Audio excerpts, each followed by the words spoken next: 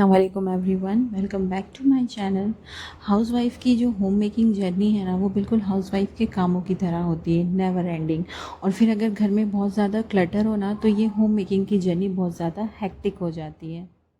सभी चाहते हैं कि हमारा घर हमेशा ही खूबसूरत, क्लीन और ऑर्गेनाइज्ड दिखे, साथ ही फंक्शनल भी हो।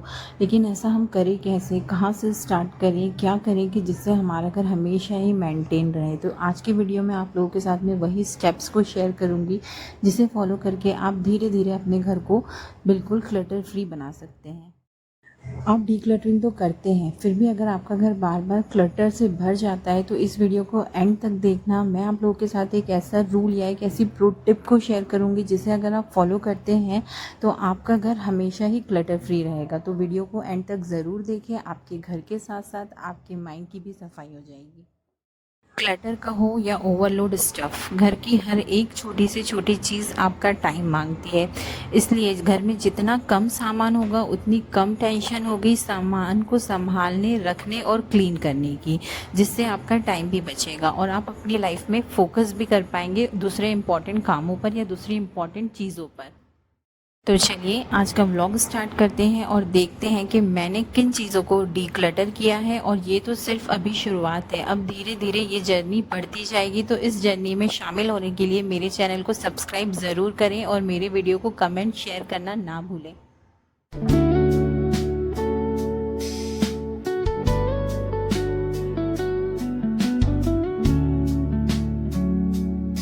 मैं शुरुआत कर रही हूँ सबसे बेसिक डीक्लटरिंग हमारे किचन से। हम सबको कप्स वगैरह का बहुत शौक होता है और सबसे बड़ी गलती हम यही करते हैं कि हम मार्केट से नए कप तो ले आते हैं, लेकिन जो पुराने कप होते हैं उनको अपने किचन से नहीं हटाते और वो अननेसेसरी स्पेस हमारे किचन में घेर रहे होते हैं। तो जब भी आप कप्स वगैरह परचेस करें, मेक श्योर करें कि पुराने जो कप्स हैं उन्हें हटा दें। और इस रूल को आपको सभी चीज़ों के लिए फॉलो करना है। जब भी आप कोई नई चीज़ लेकर आए तो सेम वो पुरानी चीज़ को फ़ौरन हटा दें।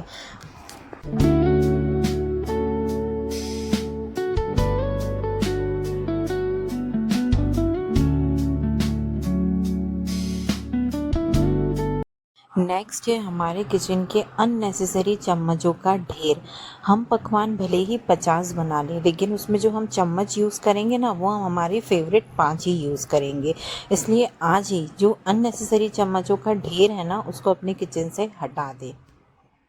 यहाँ पर मैंने ये ब्लैक वाले जो चम्मच है उनको रखा है एज अ डेकोरेटिव पीस, क्योंकि मैं वीडियोस बनाती हूँ तो मुझे इनकी ज़रूरत पड़ती है। नेक्स्ट मैंने अपने डेली यूज़ के अकॉर्डिंग 3 चम्मच ऐसे रखे हैं जो मैं अपने सब्ज़ी, दाल और चावल पकाने में यूज़ करती हूँ। 3 चम्मच जिनको मैं as a serving spoon use करती हूँ वो रखा है।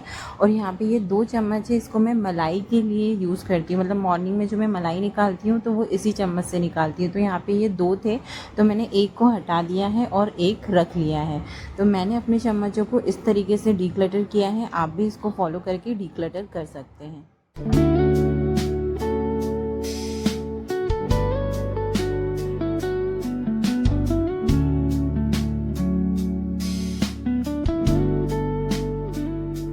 नेक्स्ट हम मिडिल क्लास हाउसवाइफ्स की आदत होती है कि जब भी बाहर से खाना आता है तो इस टाइप के जो डिस्पोजेबल कंटेनर होते हैं उनको धो धा के हम अपने किचन में रख लेते हैं, ये सोच कर के ये कभी हमारे काम आएगा।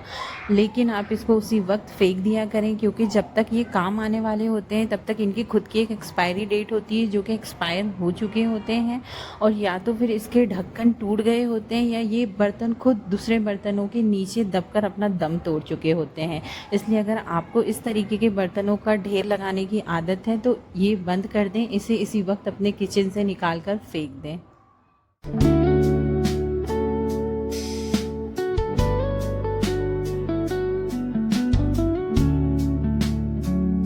नेक्स्ट हम इंडियंस के घर में जो सबसे ज़्यादा ढेर होता है ना, वो है कपड़ों का।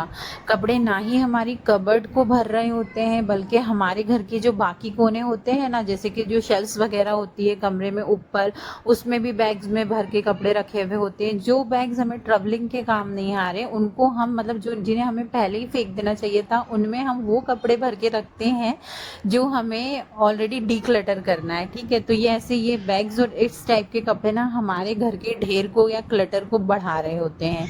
कपड़ों का ढेर कम करने के लिए आपको एक बहुत ही सिंपल सा रूल फॉलो करना है। जब भी आप एक नया सूट लेकर आएँ या एक नया ड्रेस लेकर आएँ, आप अपने पुराने 2 या 1 ड्रेस को ज़रूर निकाल कर डोनेट कर दें या टोटली उसको डिस्कार्ड कर दें। ये रूल आपको अपने हस्बैंड के कपड़ों के लिए भी फॉलो करना है, अपने बच्चों के कपड़ों के लिए भी फॉलो करना है। कपड़ों से ही रिलेटेड एक कैटेगरी आ जाती है हमारे घर में बेड शीट्स वगैरह की।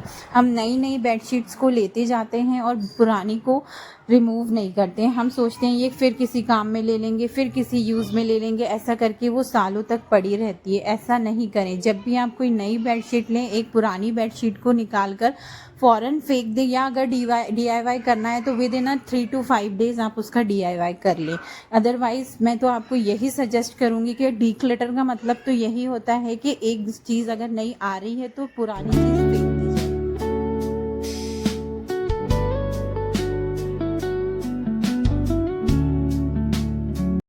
नेक्स्ट बेसिक आइटम जो हमारे घर में क्लटर क्रिएट करता है वो है बैग्स। फिर चाहे वो हैंड बैग्स हो, ट्रैवल बैग्स हो या बच्चों के स्कूल बैग्स हो।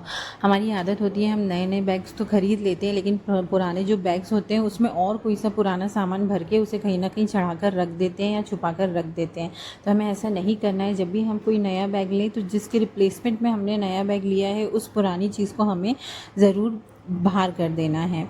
और यहाँ पे मैं आप लोगों को एक टिप देना चाहूँगी। ये मेरे हैंडबैग्स का कलेक्शन है। यहाँ पे आप ये जो मेरे बैग्स के कलर्स देख रहे हैं, ये देखिए न्यूट्रल कलर्स है, जो कि मोस्ट ऑफ द आउटफिट्स जो होते हैं उस पर चल जाता है। ये ऐसे कलर्स नहीं है कि मैंने हर आउटफिट के साथ उससे मैचिंग पर्स ले लिया, नहीं। ये वो कलर्स हैं जो ज़्यादातर आउटफिट्स के साथ चल जाते हैं, जैसे कि ये कॉफ़ी ब्राउन कलर हो गया, grey colour, pink colour, bottle green colour. ये ऐसे कलर्स हैं जो ज़्यादातर आउटफिट में चल जाते हैं। अभी मैंने रिसेंटली यहाँ पे ये जो कॉफ़ी ब्राउन कलर वाला पर्स है उसको परचेज़ किया था, तो मैंने अब यहाँ पे अपने ये जो 3 हैंड बैग्स हैं इनको डोनेट करने के लिए निकाल दिया है। अब ये तीनों ही मैं दे दूँगी। मैं किसी भी कलर का जो पर्स होता है उसके 2 ऑप्शंस नहीं रखती हूँ। मैं कोशिश करती हूँ, अगर मैंने जैसे अभी फॉर एग्जांपल मेरे पास ग्रे पर्स है, अगर अब मैं कोई नया ग्रे पर्स खरीदूँगी तो जो मेरा पुराना ग्रे पर्स है उसको मैं डोनेट कर दूँगी। मैं अपने हैंड बैग्स के लिए यही रूल फॉलो करती हूँ। और जो भी कलर का मैं लेती हूँ बेसिकली मैं न्यूट्रल कलर्स लेती हूँ, और अगर वो कलर रिपीट हो जाता है तो मैं जो मेरा पुराना वाला होता है उसको किसी को डोनेट कर देती हूँ। आप भी इस चीज़ को फॉलो कर सकते हैं।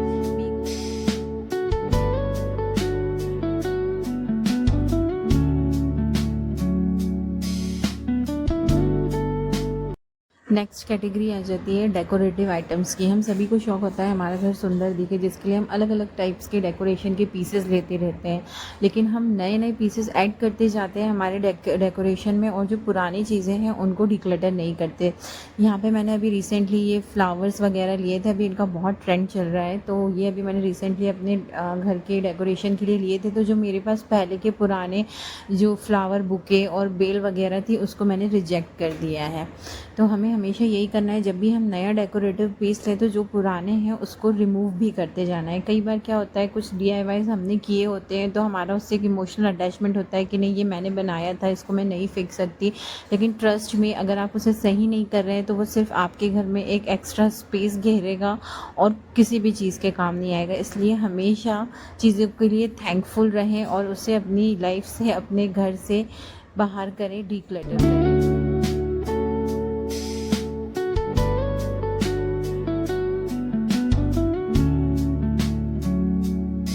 आइटम जो हम डिक्लटर करेंगे वो है ये परफ्यूम बॉटल्स। इसमें आप और भी आइटम्स को ऐड कर सकते हैं, जैसे कि रूम फ्रेशनर्स वगैरह हो गए, उन सबको भी आप डिक्लटर करें। जिन लोगों को परफ्यूम का शौक़ होता है ना, उन लोगों को बॉटल्स कलेक्ट करने का भी एक शौक़ होता है, लेकिन एक टाइम के बाद ये होता है कि हम उन्हें फेंक ही देते हैं। अगर बहुत ज़्यादा देखने में खूबसूरत होती है तो हम उसको एज अ फ्लावर पॉट या किसी उसका DIY करके यूज़ कर लेते हैं। अदरवाइज़ मोस्टली जो एम्प्टी परफ्यूम बॉटल्स होती हैं वो बस पड़े पड़े जगह ही घेर रही होती है। इसलिए अगर आपको परफ्यूम्स का शौक़ है तो उसे टाइम टू टाइम 15 दिन, 1 महीने, 2 महीने या मैक्सिमम 3 महीने में डिक्लटर ज़रूर करें।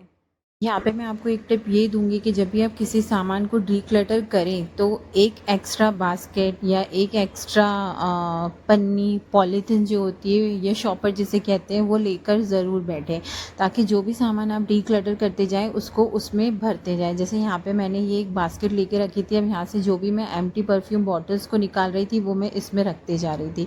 ऐसे में ये नहीं होगा कि आपने एक जगह से क्लटर निकाला और दूसरी जगह फैला दिया, नहीं, हमेशा एक एक्स्ट्रा जब भी डिक्लटर करें अपने घर को तो अपने साथ एक एक्स्ट्रा बास्केट या कोई भी ऐसी चीज़ रखें जिसमें आप अपना जो सामान है बाहर करने का उसको रखें।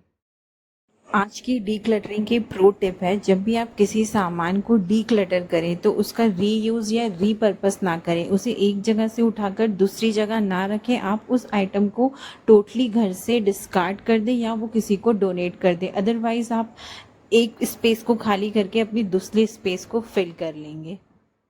और जब भी डिक्लटरिंग करें आराम से करें, सुकून से करें, हड़बड़ाहट में ना करें। थोड़ी थोड़ी जगह को लें, एक टाइम पे एक एक चीज़ की डिक्लटरिंग करें।